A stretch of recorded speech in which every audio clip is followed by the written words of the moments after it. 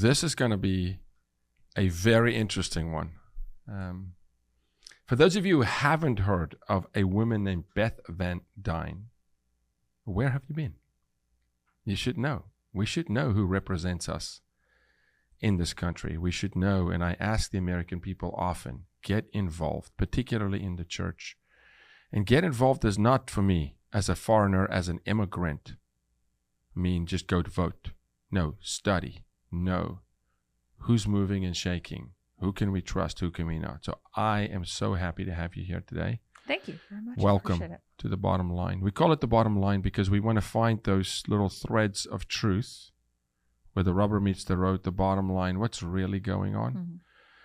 So it would be impossible for me to go there if we don't just first start with something fun, like where did you grow up and what did you do as a 13-year-old?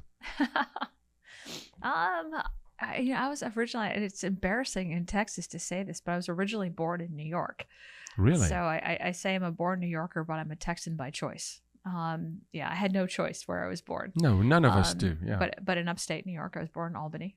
I like Albany, by the way. Oh, yeah. No, Rochester, Albany, I like that better than. We lived in Cooper. Actually, when my dad was doing his internship and residency, we lived in Cooperstown, New York, and it is Baseball Hall of Fame. Yes. But it is beautiful up there. Stunning. And I didn't have anything to compare it to, so I didn't appreciate it as much as I do now when I go and visit. But we lived in Cooperstown for a while, and then when he finished his residency, we moved to Minot, North Dakota. He was in the Air Force, and he got I don't know who in the Air Force he irritated, but we got sent to Minot, North Dakota. And let me tell you, until you have lived in a couple of winters in Minot, it's brutal. People ask me because it's gotten down to like -90, and they're like, well, what's really the difference between -90 and -20? And I'm like, 70 degrees. Right. And the difference is you feel it in your bone. Yeah. North Dakota, I've done a lot of work in North Dakota. Have you really? Yeah, tribal I don't meet that many people who've done a lot of work there. Tribal reservations, fighting trafficking on tribal reservations. North Dakota, Montana, all the way up north. It's another word for cold up there. It is, but it's equally hot, by the way. Sure. In the summer, people don't it's a big swing. think about it because there's no trees in North Dakota. We always see that the so state was it tree a is the telephone was pole. it a one transfer for you and your dad, or was it then multiple? We went to and then we moved from Minot to Rome, New York. So upstate New York, Rome, New York. Oh, okay. Rome, Utica area. And then we were there until we moved down to Dallas in '86. So I was in high school So the high school in Texas. Yep. Okay. Yep. All right. And then I decided that I romanticized upstate New York, so I went back to college in upstate New York. Where did you go? Cornell University in I Ithaca.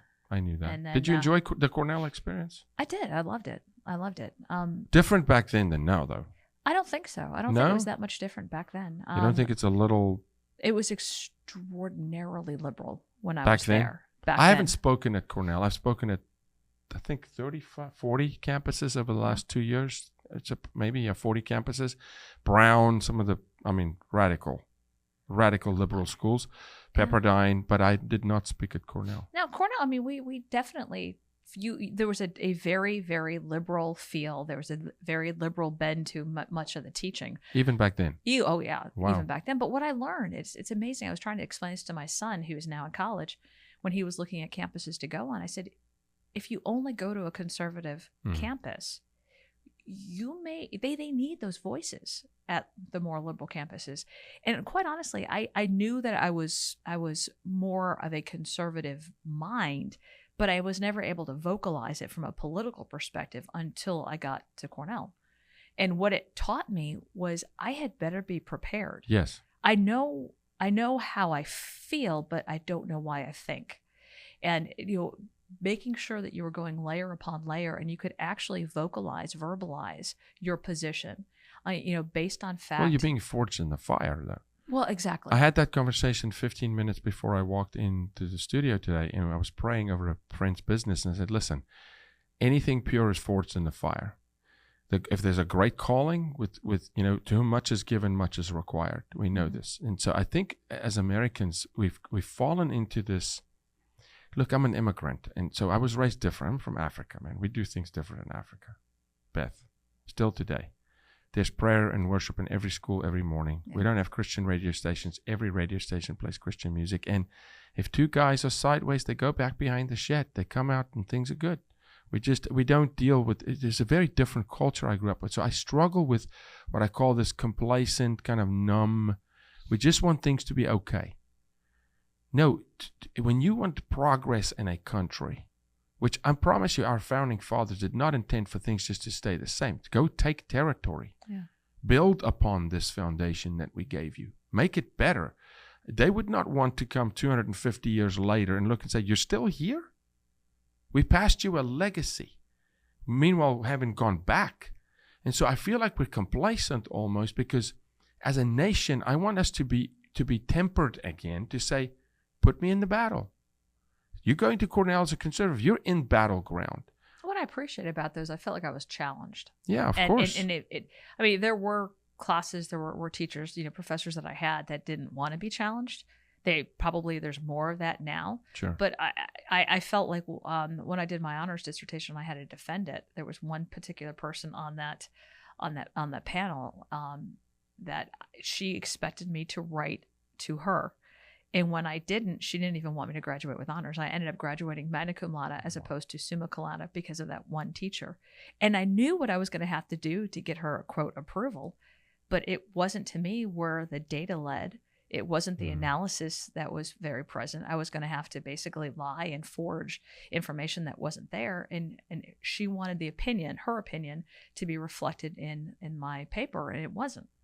And as a result, she fought the other three members of the board, and they ended up, their capitulation was magna as opposed to summa. Sure. But I could have folded. I learned at a very early age, and Right. I know a lot of students do that. But I have always felt, if you have the information, you're prepared, and there's a reason why you're doing this, know it. The more prepared you are, and the more you understand your thought process, the more you're easily able to defend it and actually stand in it. 100%. You talk baseball just a little bit because you were raised, right? So let's just talk baseball. I got a couple of friends who are Hall of Famers in baseball, and I played pro sport for a long time. As athletes, we always say, own it. Yep. Own it. You do not get on the field if you can't own it. You need to be so prepared that you know for a fact no one can sway you. And this is where I want our conservative movement to get to. But it takes investment. It takes sacrifice. You need to invest time to sit your family down and teach them the Constitution of the United States, the Bill of Rights. Do you know how few Americans even know what the Star-Spangled Banner is about? Just the lyrics to our national anthem. Why was it written that way? The ramparts we watch, why? Well, that's a weird line. Why? And when you do dive into it, you get chills all over your body. I mean, your whole family, all of a sudden, when you do it, the kids' eyes open up. They go, wait, what? They did what? They held the flag up? Why? Because we will stand. Yeah. And it's just riveting to me as an immigrant, having denounced my former country, and go, golly, guys, we have a gift here. We've been given by God, through founding fathers, a gift that it's not even a question whether we defend this. We need to advance this thing. Never mind defend. I want to take more territory. And I love the fact when I start talking to folks who are first-generation immigrants who have that attitude. I know so many people who have come here, and they are successful because they saw the opportunities. They took advantage of those opportunities. They worked their tails off. Mm-hmm. And as a direct result of that, they benefit. Yeah, and they love being here, and they can compare it. They've got context. And I got a call a few weeks ago in my office from a gentleman who has been for generations and generations a Texan, and he said, "There's no possible way that you can represent Texas. I'm sorry, you should quit right now." I said, "What are you talking about?" And he goes, "Well, you were born in New York, so you don't have our Texas values." And I said, "You know what?" I said, disagree. Maybe because I was born in New York, and I have seen what happens in other states where you've got an entirely different emotional connection. You've got a entirely different political bend. You've got entirely different, ways that you approach economic development, morals, values, family. Because I have that and I've seen it, I appreciate what we have in Texas, and it makes me want to fight for it more. So you don't have to have generations here to be able to acknowledge and see how beneficial our attitudes in Texas are and how better they are than a lot of areas in the rest. I around the rest of caution. the No, country. you make my point so articulately. I caution Americans that were born here. I caution Texans that was born in Texas. Don't get complacent. They're complacent. Yep. It's just I lived in Canada. I played football in Canada. That's straight up socialism. Yeah. What Trudeau's doing now, they've been trying to do for decades. When I was there in 2004, 5, 6, it was like that. Okay? I lived in Canada. I lived in Africa under true racism, under apartheid, where I walked on the street and there was white and black bathrooms. When someone wants to tell me this country is racist, you're out of your mind. There's no institutional racism in this country because I lived in it. My mom was a freedom fighter, was thrown in jail because she wouldn't teach in her classroom because the classroom was all white. I lived that life. Didn't read a book. It was my reality. I served my country the year Nelson Mandela came out of prison. I watched the transition. I watched the pendulum swing all the way in the other direction to reverse racism. So you can't convince me that America is a racist nation because I lived it. The person trying to tell me anything about racism, I ask him, have you lived it? No, you're reading some woke book. No, you haven't. Yeah. And then I lived in Europe. I mean, now I come to this country, a citizen in this country, and it baffles me. I go, do you not know? And they don't.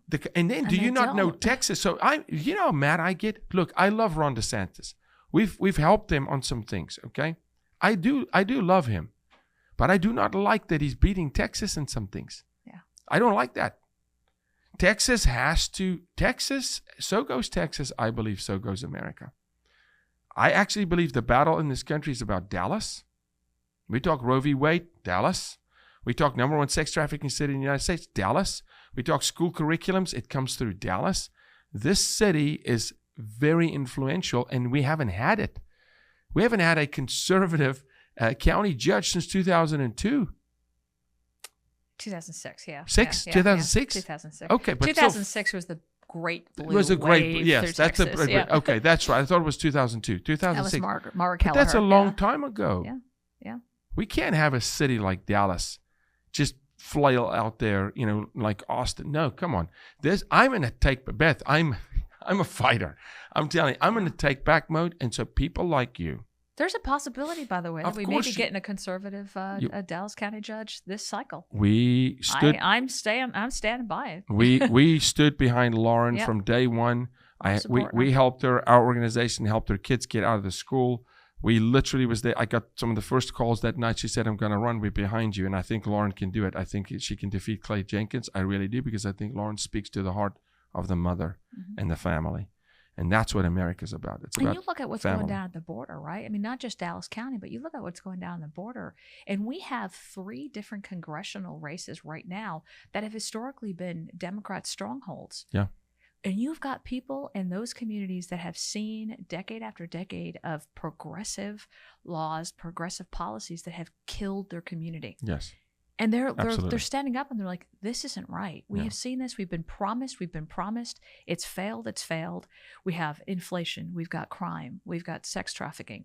We've got supply chain issues. We don't have the health care that we are promised. We've got drugs in our street. We still have gang activities. Yeah. All of these things that we were promised was going to get fixed by liberal policies have failed us. Mm-hmm. And you now have those congressional seats in play this cycle. Yeah. You've got mayors that have flipped.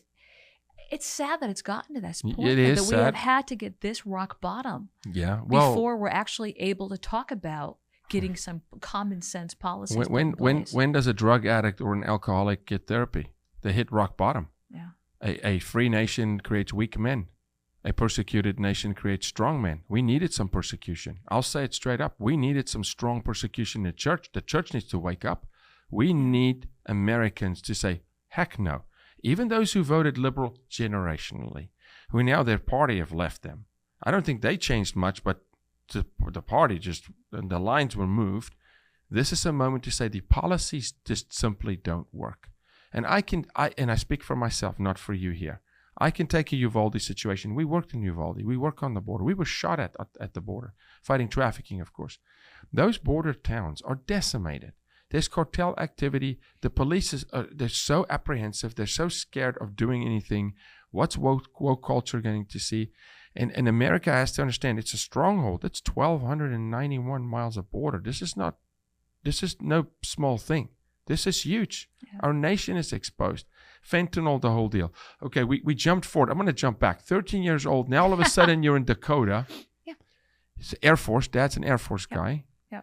Thank you for the service, because the whole family serves. Not the whole family serves. The kids serve hard. Little things like, who were you was there political aspirations as a child? Oh, never. Oh, what was the dream never. and the goal? I always go to 13 because I've kind of nailed it down to the dreams and goals people have at 13. Those are pure. Like, what was the goal at 13? I had wanted to go to law school. Okay. I had wanted to practice. You strike me as a intellectual mind in a courtroom. Like, you could litigate something serious. Do you know Jackie Deason? Of course. So you and Jackie are like birds of a feather to me. I love Jackie. Yeah, incredible human being, right? I was sitting here going, yeah. That is quite a compliment for you to give me. I appreciate that very much. Jackie is a special human being. I think the world of her. And Doug too. Yeah. Amazing. Yeah. Look, at 13, I was in Rome, New York. My dad was still in the Air Force, and I was looking forward to graduating and starting to make money. That's what I wanted to do. My mother would always give me a hard time. Don't do this, don't do that. You got to stand on the right path.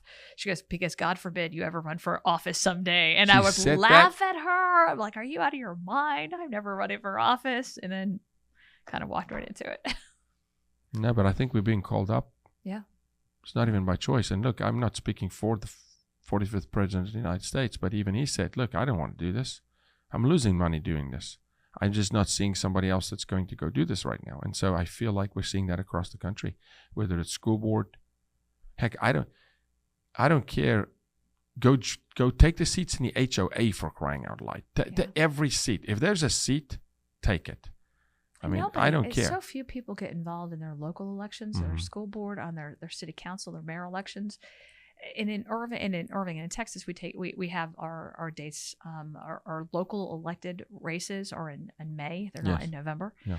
It's particularly the reason why we do that is to try to make it nonpartisan. We don't want to get caught up in everything that's happening in November. So we have just local nonpartisan races in May, but trying to get people out to vote.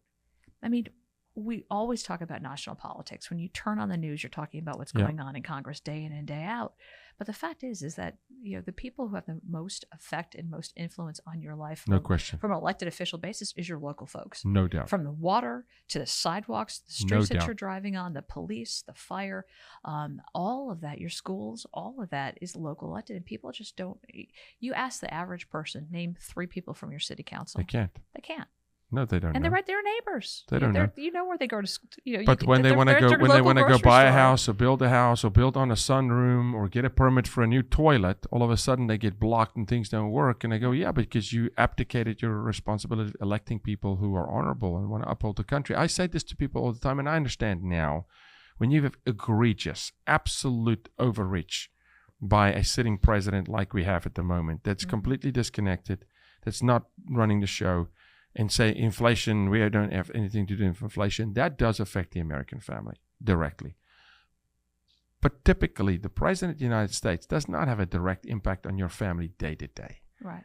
Your local officials do. If COVID taught us anything, it taught us that. Especially county judges. Talking about Clay Jenkins in Dallas, Texas. When Governor Abbott says no mask mandate, Dallas County Schools, ISD, Hinojosa superintendent shut down mask. We talked about, Lauren, her kids were put behind a plexiglass wall, for crying out loud, right? So the local officials, but I think we've woken up. I think people have started to see. Oh, look at the school board races. People never it's incredible. Talked about them before. Southlake, it's front and center. Southlake, huge victory. Irving, we got churches who are stepping up. Mercy Culture Church in Fort Worth, the Shots.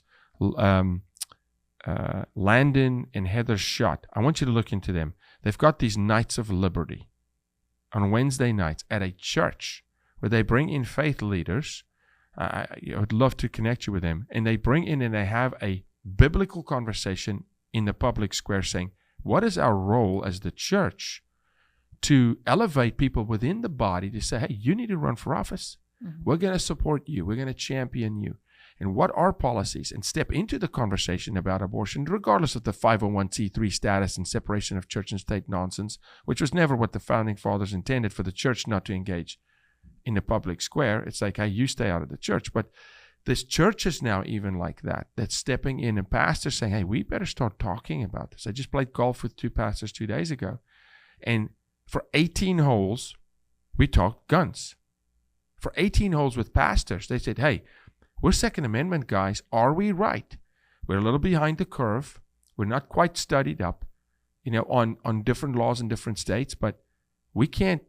You agree, Jaco? We can't go against disarm Americans. No, you cannot. It's fundamental. And yes, it's absolute, Mr. President. The Second Amendment is absolute.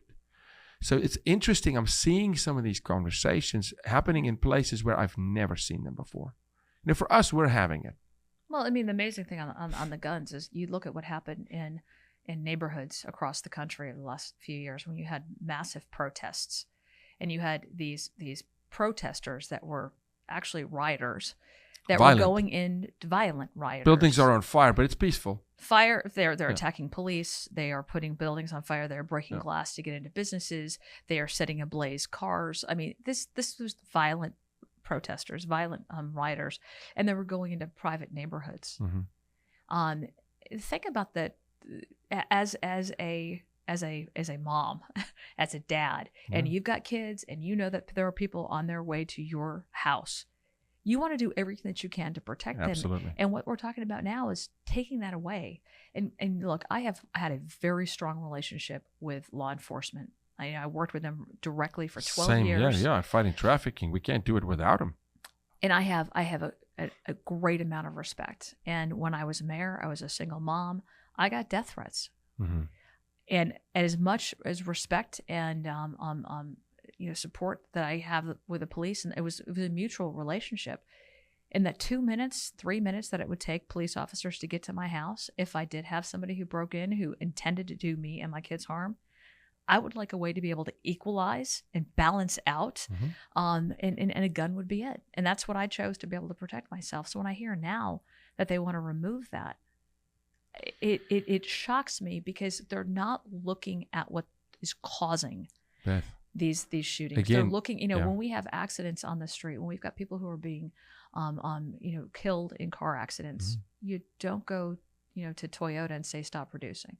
We're not going to let anybody buy cars now. You don't do that. No, I literally made the comment yesterday. A car doesn't crash itself. A gun doesn't fire itself. It's human beings. Let's be proactive with a conversation about where are we with mental health? Where are we with the fatherlessness in this generation? Young boys, and I've talked a lot about that. People without vision perish. It's not rocket science. This is biblical. If you abandon a child, the greatest form of abuse is neglect. Neglect. Yeah. Not even verbal or physical, but neglect is the greatest form of abuse. We have neglected a young class in this country. We're throwing them to the wolves, who are coming by design to break them sexually. 40% of kids now are born into single-parent households. It's dysfunctional. Compared to 9%. And yes, those are personal choices that people can make, and you can't govern, you can't but there is regulate a consequence. Morality. But federal government programs have actually pushed that. Yes. And, I worked at HUD. That's institutional. When they say institutional racism, no, there's an institutional epidemic in single moms were basically paid not to allow fathers in the home. If the father shows up, they lose money. They would lose, their HUD housing. Now, how is that not incentivizing more single parents? But see, I'm the guy that believes that by design. Yeah. You think that's by design? Mm-hmm. I think it's by design. Look, there's no way. There's no Beth. I've lived around the world.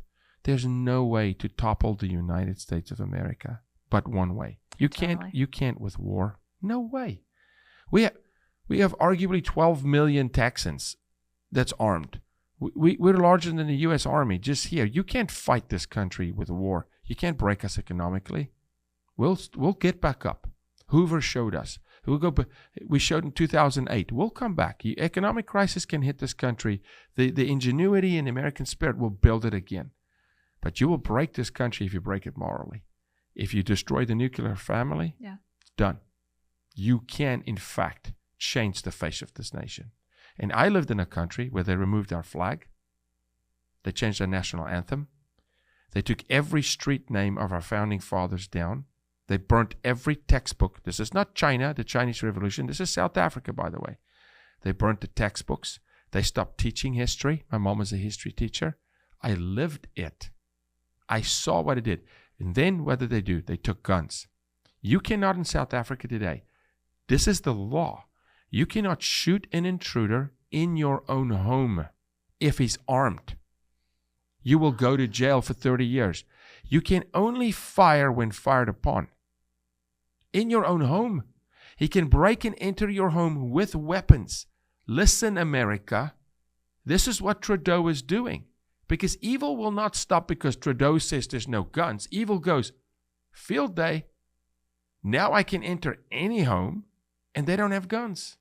Yeah. I lived it again. It doesn't work. If you look at 300,000 farmers, the farming community in South Africa used to be your civilized militia because they're rural, right? I mean, they would band together, CB radios, right? But they were armed. The second they disarmed them, the farmers, we went from 300,000 farmers in 1994 to 32,000 farmers. The farm murders are out of control. Tucker did a special on it. Glenn Beck did a special with me on it because they said, hey, there's a farmhouse in the middle of 1,000 acres alone. No one's coming for them. I've talked to enough ranch owners down at the border right now. Oh, my goodness. And they're having to hire additional security because they've got people who are coming through their ranches every night, and they want, as you were saying, they want food, they want water, and they're looking at the homes as they are supposed to provide. And if you don't answer the door, they'll break a window and come in. They have told me over and over again that they can't walk, without carrying. Women who live there can't walk alone, especially at night. And this is America. This is America today. We go down to, we did a lot of work. We do a lot of work in Eagle Pass. In Eagle Pass, you go down to the border. I mean, I'm standing in the Rio, which I can say so much about it. The fact that the water level goes down every night. I mean, it's 5 inches of water. This is not a barrier. People don't know. And I'm speaking to some of the ranch owners and the home owners, and there's one owner that said, I haven't been in my house for 8.5 months. I don't go to my house anymore. I bought a second home. They go, why? And they go, I'm not, these houses are on the river. You're talking about American citizens where their lawn runs into the Rio. Yeah. The river is the border of our nation, but it's their home. These are Americans, American citizens that has every right I have in Dallas or someone in New York, Albany, Rochester, or North Dakota. But they're abandoned to a degree to say, hey, fend for yourself, man. Cartel's coming, and somehow you got to survive. Yeah. We've had ranchers that don't go on their property. They built a fence around their homes because of the trafficking that comes through it. And I think that's one thing Americans don't know is a lot of the majority of the illegal crossings, it happens on private property. Mm-hmm. It doesn't happen at a legal border crossing. It's not people walking out and making a run for it. I've seen it. I've watched it. When I see the video footage and they show the bridge and here's the legal crossing, I'm like, guys, what a farce. Let's take you to the 20,000 acre watermelon farm where the farmer can patrol our own property where we found 300 children. Baby footsteps size of my palm. This is the farm where 5 girls was found, one being eaten by a coyote naked, where the cartel discarded them on private property. Where Border Patrol is not even patrolling. It's 20,000 acre farm on the border. I mean, it's a problem. When you have, and I say this too, the wall, look, Trump's wall is a wall. That's a wall. I mean, we stood there. But a wall without a policy still doesn't do anything. You need a policy to say, you come to this country legally. It took me 12 years to become a citizen. After I came here legally on a work permit and then became a professional athlete and went from visa to green card to writing an exam to then one day have this beautiful event of a judge saying, welcome, citizen of the United States, right? I mean, it should cost something because it's worth it. And we can get better. I think what we tend to do in this country, especially from the far left, is we conflate border security with immigration. Yeah, true. And I think all of us will True. will very proudly recognize the fact that this country was created out of immigration. We need We are immigration. absolutely okay with immigration. But when this country was created, it was orderly immigration. Correct. When people were coming in on Ellis Island, we knew who they were. We knew where they came from. We had ID. If they didn't, they were provided. There was a order about it.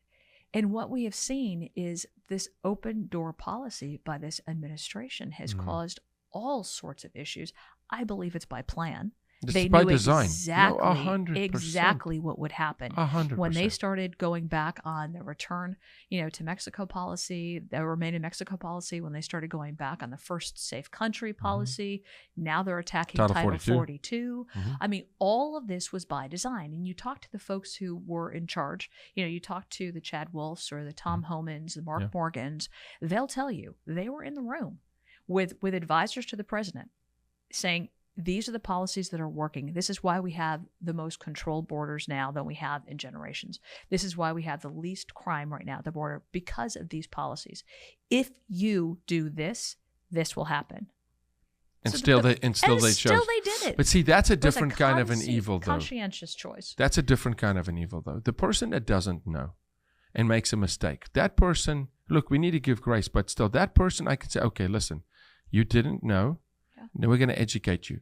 But when you're informed, properly informed, and people ask me this all the time, do you think that intelligence is good? We have incredible organizations in our country. Yeah. I firmly believe that those meetings happened, that it was laid out to the T. I'm talking to people in the room. To the Those T. meetings And absolutely then still happened. you choose. That's another level of evil. That's by design sacrificing the American way of life for a higher agenda, which I want to dive into just a little bit with you into it a little bit if we can. But first, I just want to take a quick break. Guys, listen, Patriot Mobile is the only Christian conservative cell phone provider in the United States. You will receive incredible cell phone service, all the major towers, but you will also receive great customer service from Glenn and his team. This is a company that shares your values. They do not donate to Planned Parenthood. They don't want to destroy and decimate the American family. They stand for your values. So check them out. Dial 972-PATRIOT. Mention the bottom line and you get free activation. And if you're a veteran, one who served our nation, they're going to take extra good care of you. So check out Patriot Mobile. Where do you think, on the heels of Davos, World Economic Forum, so prestigious, where do you think those, without mentioning names, or I can mention names, who have ill intent for our American way of life as it was intended, where do you think they want this nation to go? What's the focal point? Where are they taking us? And I don't know that they have contempt for America. I think they have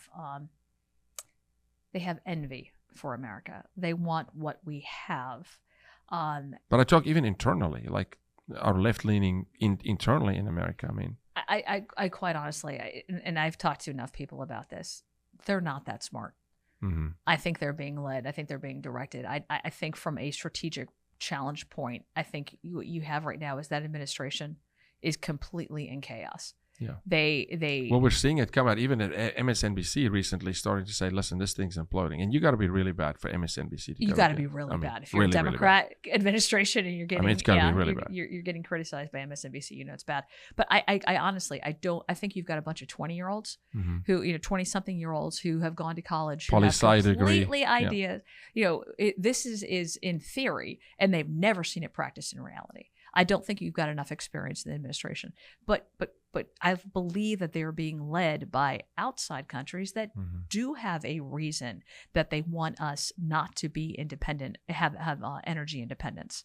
It makes us reliant on those hostile foreign nations. It also gives a lot more power to those countries that they can own other nations that we can't provide for. Sure. I mean, we were exporting oil to countries that we weren't having to use military to provide stability.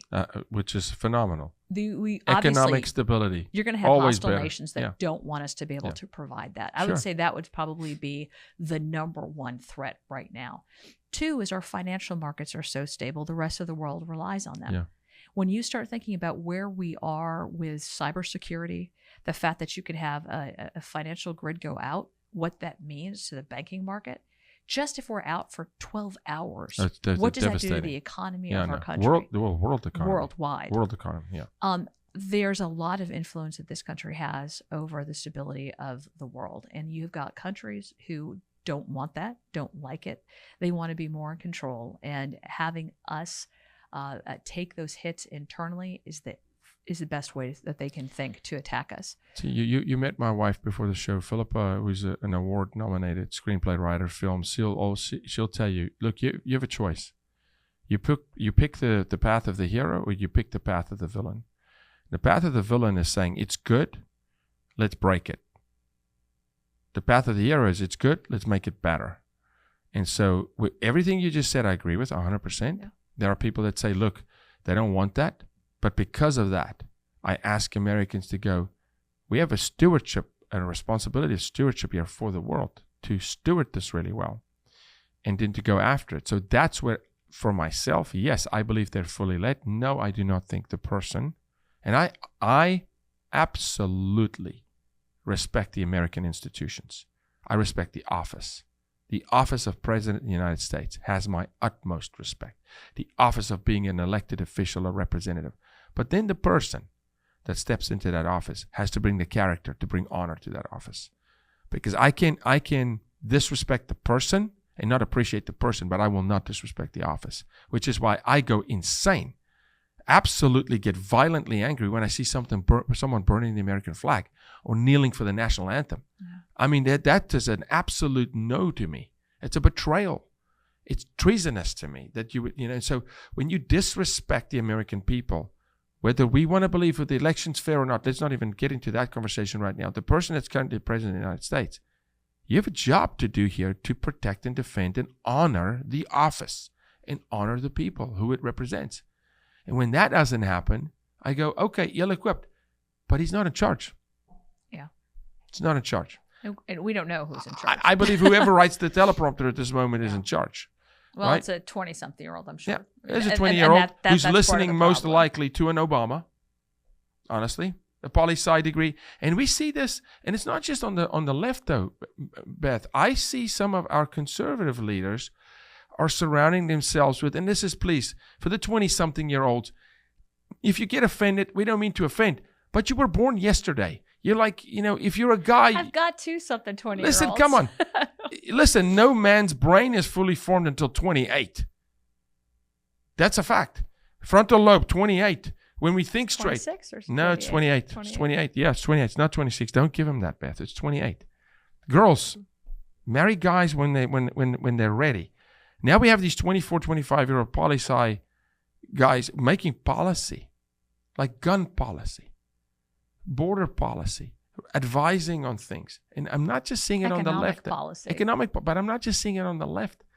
We have people in the conservative movement that have surrounded themselves with those youngsters who have incredible potential, but they're green as grass.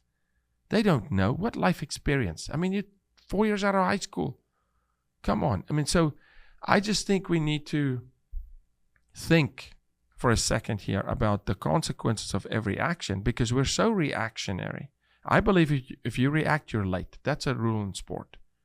You prepare before the game. Mm-hmm. You do all your work before the game. In the moment, there's no time to think. You just do. But if you react to an enemy, you're late. They initiate you. We need to become proactive.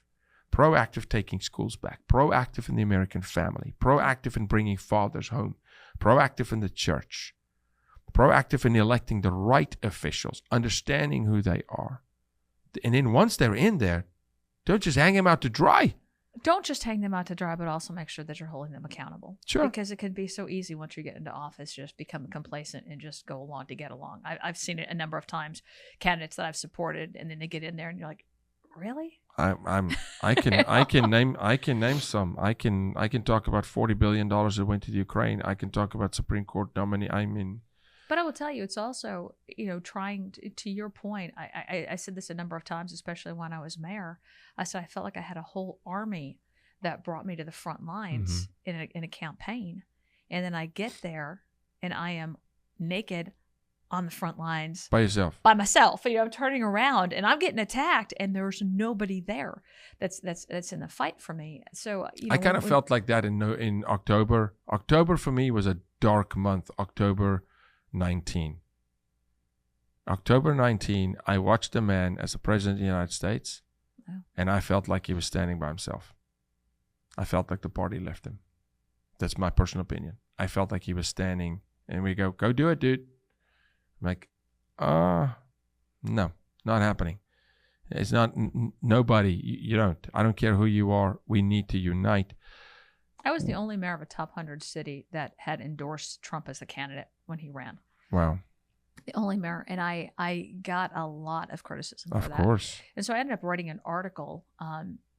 It was a nationwide article explaining exactly why I was supporting. I read that article. Did you yes, read that? I did. And I admitted, I said, look, he's made a lot of, I had face to palm moments during his campaign. I'm like, why did you say that? Yeah, right. But I'm not comparing him to God. I was comparing him to Hillary Clinton. Exactly. And I look at policy the man's not going to be over perfect. personality. Absolutely. And I think we convoluted those things. But, getting back to being an elected official and what that means, I have had a number of supporters I have had for decades who have been very disappointed in how Republicans, have not been able to be successful getting policies passed. Especially, I'm a freshman. I came in right after I got in January 3rd. 3 days later, after I'm on the floor for the first time, January 6th hits. We're in the middle of COVID. We're in the middle of impeachment, and I still had my supporters who weeks later were disappointed that I had not done enough. And I said, look, I will tell you, I take every opportunity that I can to get down on the floor and to fight vocally, to explain what's going on, to shed light on it. I'm doing interviews, explaining what's going on. I am introducing bills. I am at committees. I am, cross-examining witnesses, trying to get that information out there. I am meeting with constituents. I am listening to what their needs are. I am trying to be their voice. I'm giving them every opportunity to use me as their microphone in DC. I said, but we can't do it on our own. No, there's no way. way. And when you are in the minority, you can't get everything through. However, the big test will be once we take the majority back. When we take it back, what are we going to do? But it's also been interesting just in the minority when we've had some of these debates and some of these very close bills and these close votes. One of my good friends in Congress, I have a tremendous amount of respect for him, is Congressman Chip Roy. Yeah. He is a very strong constitutionalist. He is very articulate, and he's a great debater. But he's also comes from a place where he's prepared and he's very smart. But there have been a couple of votes where he and I have been on the opposite side of the aisle on. And one example is the Electoral College votes. Yes. Congressman Roy was very passionate in his defense of the Constitution, coming from a constitutional conservative perspective, that it was our duty, our obligation to pass those votes.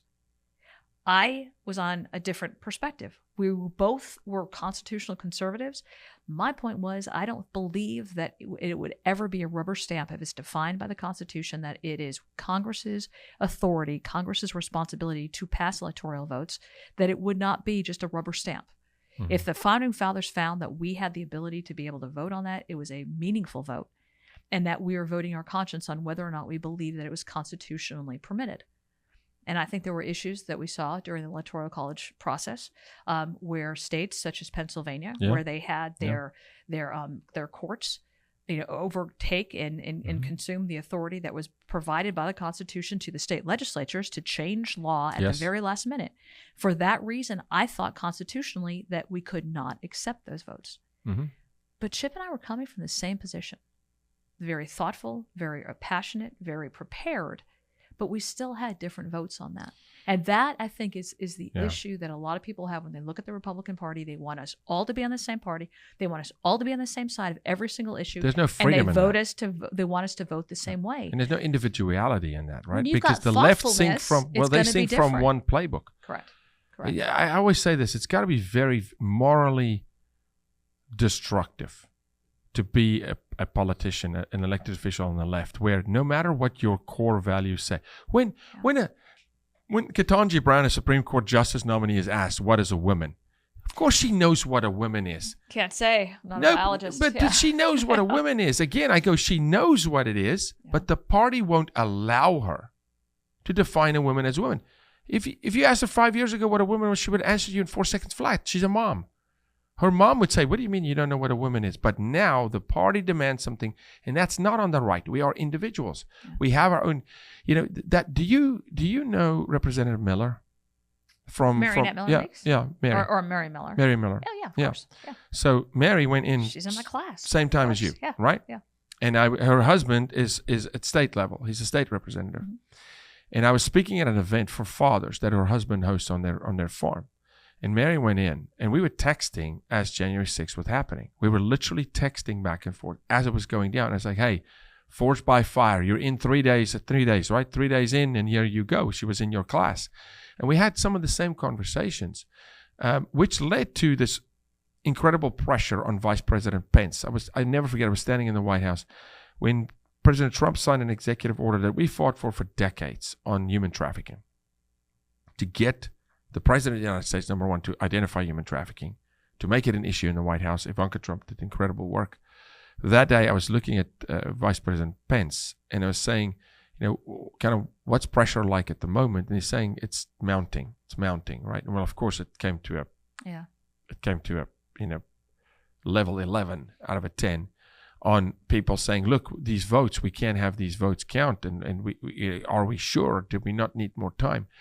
But because we are a party of freedom, that we truly love freedom, we also love individual freedom, which they don't. So they can sing from a hymn book. I mean, it's like, here's your script. Here's what major news. All of a sudden now it's weapons of war. Yeah. Not a single weapon in Uvalde will ever be in war. It's not a sufficient weapon for war. It's not. A knife is carried by soldiers in war as well. That and would be considered. There's a weapon of war. Yeah. Fist. More people dying. Fists and feet. Yeah. Fist and feet. So this is a weapon of war. What's a weapon of war?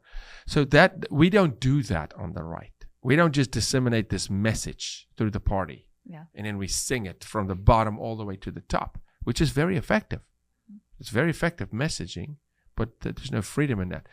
When did you decide? Obviously, we know the timeline. Okay, we know when you ran and when you won, and then in you go.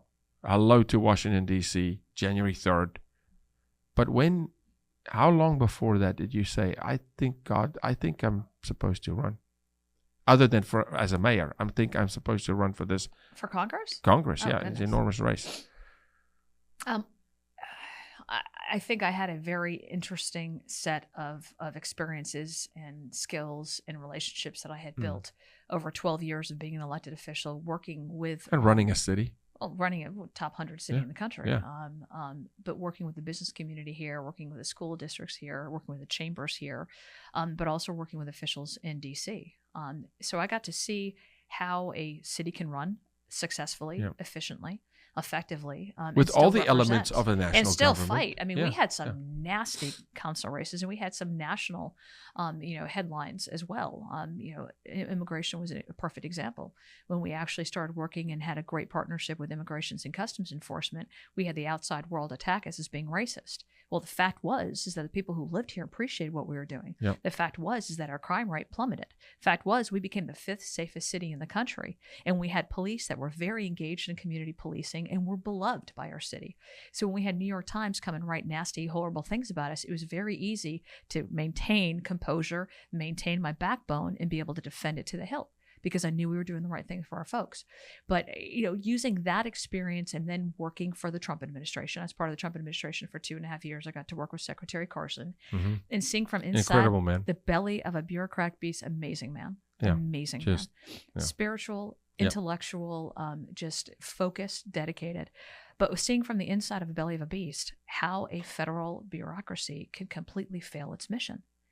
And I took that responsibility to work and change, my course in my career to not run again for mayor, to quit my job, to go work at HUD, because I had a great conversation with both the Trump administration folks as well as Secretary Carson, and he said, we have to stop looking at our success in HUD as a number of people we put into our programs, and we need to change it to looking at the people that would graduate out.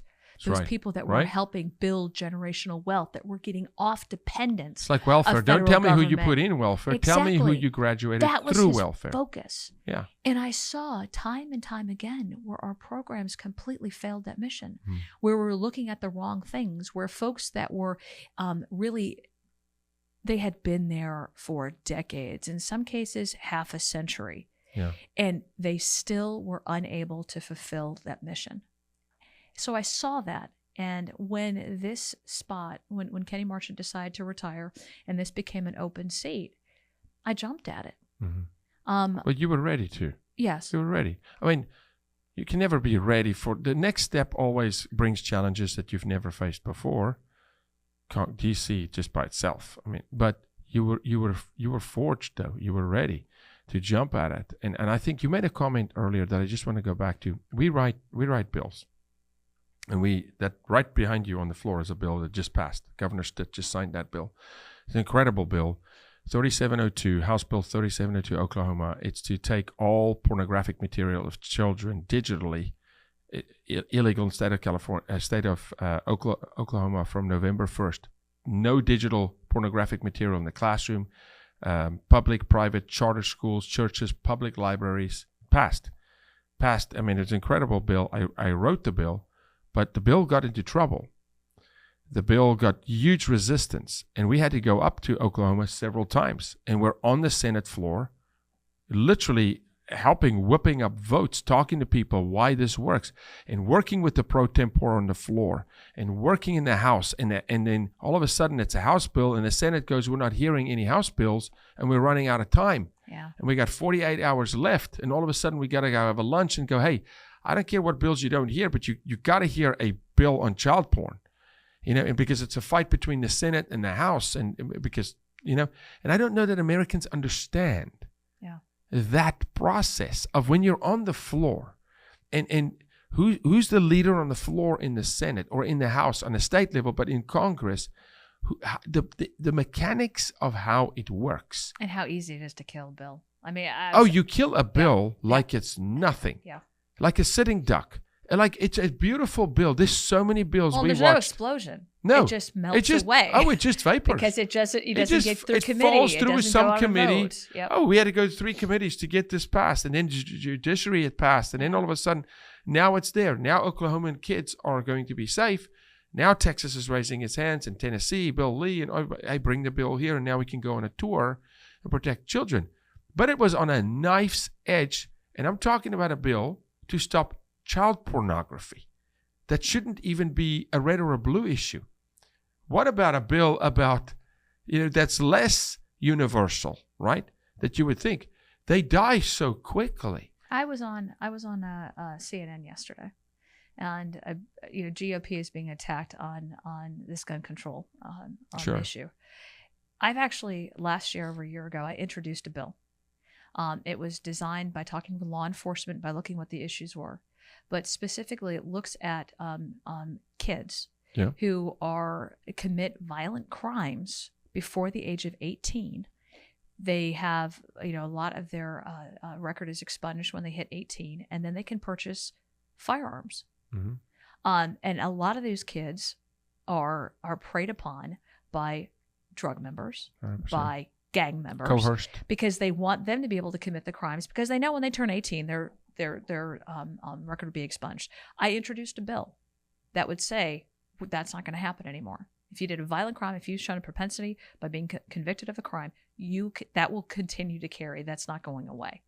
I couldn't get a single Democrat to support it, not one. But see, America needs to hear this, because it's an absolute no nonsense. We couldn't even get out of committee. It dies in committee most of the time. And these bills are phenomenal bills. We're dealing with the same with sex trafficking, with offenders. Now, peer on peer sexual abuse. What happens when this child turns 18 all of a sudden? And you got states like California say no sex registry anymore, sex offender registry.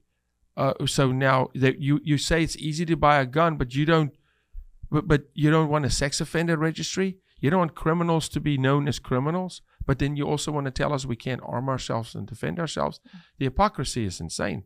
Doesn't make sense. It's always the common sense bills that that I find they get tripped up. Representative Russ in the House in Oklahoma is a champion for us on that, and in Senator Weaver up there. These guys, and what I found, what Americans know is when you have a champion that's willing to put political capital at risk, like Russ, calls me, goes, Jaco, I need you up here, but I'm fighting. Not balking, not buckling, because he keeps talking to me about it's for the children. Child porn is not okay.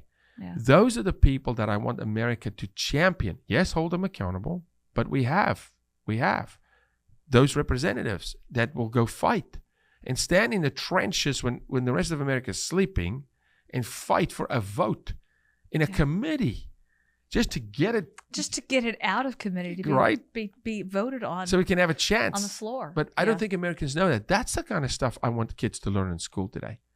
How it actually works, an appreciation for what our representatives do. Now, you vote for them and they go to Washington, D.C., and I don't know what they do. Something happens. But it's got to be good. No, it's a war. Yeah. It is blood sport. There's something on the screen. Can you walk us through this? What is happening here? This is your website. Well, You've got an initiative, a healthcare. We've got 3 bills, actually, that we've Can you talk us through? Do you mind talking us through it? Some of them? Not at all. I when we were talking earlier, we were saying if the Republicans are good enough to be able to get the House back in November. I think we're going to. We're going to be in the majority in January. I don't want to blow it. I want to make sure that, and all of us want to make sure that we have plans moving forward. I have been very engaged in this district and been doing roundtables, been doing business tours, been talking to the constituents to make sure that I understand what their needs are, what their priorities are, and am fighting for them in D.C. Mm-hmm. We have done a number of healthcare focused roundtables and meetings. And as a result of listening to them, there's 3 bills that I've introduced into Congress that still haven't been able to get out of committee, but that have to do with allowing people to have more choices. One is creating a parent's ability to put money into an HSA for a child, similar to what we do with college tuition, so that when they hit 18, there has value that has grown in that. They're not going to get at an early age into debt because of medical bills. The second one is actually increasing the amount of money that you can put in an HSA and increasing the flexibility, so that if you have a parent who is not on Medicare or has medical bills, you can pay for that. So if you are a 35-year-old, gainfully employed, have great insurance, but your 60-year-old mom is a widow, never worked in her life, has no insurance, you can use some of your HSA to pay for her medical bills. Makes all the sense in the world. The third was to increase have a product by insurance companies that would allow that adult male to be able to cover his adult parent on their insurance. Which is so often the case. It is very often the case. Is you get these folks who fall between the cracks, and what can we do to make sure that they're covered? It's offering more opportunities. Yeah. So I am on our Healthy Futures Task Force because the Republican leadership, led by right now Kevin McCarthy, has said that we don't want to be put in a position when we get the House back in January of 2023 that we don't have bills that are ready to go. We want to kick the tires now. Not have start those conversations then. now. Get in a committee now. We don't want to be in the position that we were in 2017 where you can't with get anything Obamacare. passed. Exactly. So we have had over the last year, we have had numbers of meetings, numbers of conversations, numbers of debates on what we are going to prioritize in those healthcare meetings. I've just wanted to make sure, and having engaged with our district, with healthcare providers, with the hospital systems, and so forth, to make sure that District 24's voice is being heard up there. So I think it's very important. I'm trying to get on Ways and Means next year, looking at Medicare. I'm looking at those costs, but wanting to make sure that we're doing everything that we can to empower working families to be able to have health care. I think Democrats, just like they like to confuse border security with immigration. I think they confuse health insurance with health care. Yes, absolutely. Everybody can have health insurance, but if you're paying thousands of dollars for it every month, and you've got thousands and thousands of dollars for a deductible, and you can't find a doctor that takes it, you don't get health care. You don't have health care. And we don't recognize that until we're in that position where we need it and we're stuck. But I'm doing everything that I can. I've told people early on, when I was running, that healthcare was very important to me, and it was a priority. And we're doing what we said we're going to do. 100%. And that's District 24, Representative Beth Van Duyne, support her, District 24, and not just District 24. This is going to impact the whole nation. Yeah. This is for everybody. Yes, you come from a proud district and you're representing it, but it's really for the nation. And again, it's common sense stuff. It's like if I ask I always say this, if you can isolate somebody and you get him out of their woke mentality and you say, as a father, don't you want your children safe? Of course. Yeah. Then the things you're doing doesn't make sense. It's logic. It's common sense stuff. But as you said, they're just not that smart.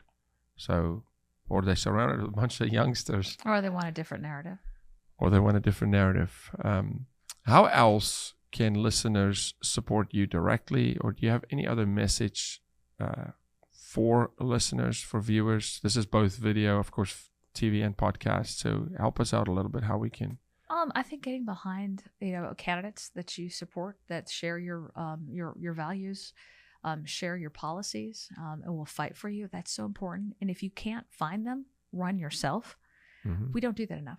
Yeah. That's how I ran. Right. I was going to support something. There was an issue that I had with my council member, and I couldn't find anybody else to run. I had a 2 and a 5-year-old, and you're right. There's never a perfect time to run. No. When you have a 2 and a 5-year-old, plenty of people can talk themselves out, but run. And if you're not willing to run, then find a candidate and support them, and then don't just leave them once they get elected. As a nation, we need to appreciate every opportunity this country can provide for us, but we have to understand that we have to fight for those. We have to fight for the freedoms. We have to fight for those liberties, because we can lose it in a generation.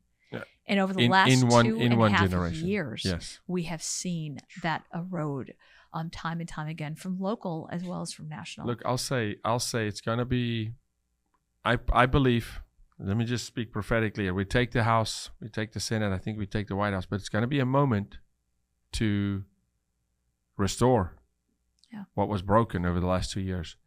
And let's be reminded, it's not done. There's 2 years left. I mean, the harm that has been done has been tremendous. Some of it, I argue, I don't know that we'll know for a decade what it did. What COVID truly did. Kids out of school for 2 years, away from their families, away from their friends, away from teachers. Look at child suicide. Look at, drug abuse. We don't really know. Domestic violence. What will happen, and how we're going to. So we're entering a building phase. If we were a company, as a country, and we should run it that way, then we're in fact in a building phase. We need to go build. We cannot be complacent. I want to ask all your supporters and every single conservative eligible voting member of this nation, play like you're behind. Do not for a second think we're going to take this house easily. Play like we're 40 points behind. It's fourth quarter, 2-minute drill. Play as if your life depends on it. Run through that tape. Absolutely. Stop this complacent. Some other conservative will go vote on my behalf or run the whole if not me then who mentality. I need Americans to do that. When I have meetings, I always tell people, because they'll ask me and they're like, what can we do? I'm like, okay, I know talking to this group you're going to vote, but can you get 10 people who wouldn't normally vote out to the polls? That's right. It's not just about you. You're talking about an hour max. Come on. Can you take 10 people that would not normally vote and get them to the polls? We're so driven by convenience in this country. People drive a $150,000 car and they complain it's a 20-minute drive. Okay, we need to get uncomfortable again a little bit. Get out there and go do the hard work. Talk to your neighbors. Make this a conversation. The safety of our nation and our future. Our children is our future. We don't have what's America? America's people. It's people. And in the future is our kids, and they're coming after the kids. It's a whole different show. You're a mom. Thank you for being a mom. Thank you for representing the people. It's an honor. And thank you for not shying away from DC. They say it's a cesspool. I go, yeah, I got a sump pump and a net. We can go clean that thing. I mean, you go clean it up. We can it's just people. Yeah. We just have to stand and not buckle. So God bless you. Thank you. Thank you so much for you and your staff taking time to be here with us. Guys, please, Representative Beth Van Duyne, 24th District, but your representatives represent you in D.C., the ones you voted for. Yes, hold them accountable. Pray for them. And do the work yourself on the ground. God bless you. We will see you next time.